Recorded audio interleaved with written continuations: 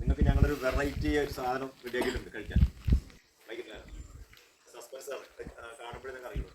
ഇതുവരെ നിങ്ങൾക്ക് സ്കൂളിൽ കിട്ടിയിട്ടില്ല. ഇന്ന് വന്നവർക്കൊക്കെ അത് കിട്ടും, വരാത്തവർക്കൊന്നും കിട്ടില്ലേ? ദിവസവും സ്കൂളിൽ വന്നാൽ അതൊക്കെ കിട്ടുമോ? കേട്ടില്ലേ?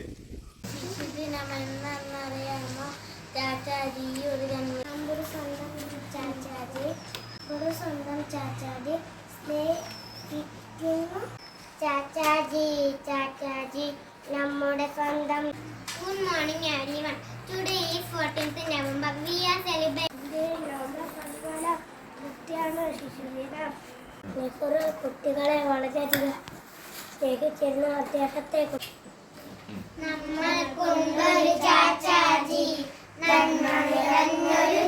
Good morning everyone. At first I wish you all a very happy Children's Day.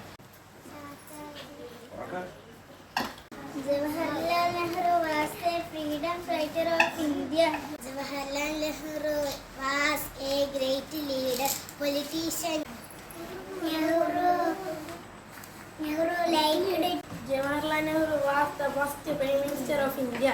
He was born in Chachaji loved children very much. Nehru father name is Jawaharlal Nehru and mother name is.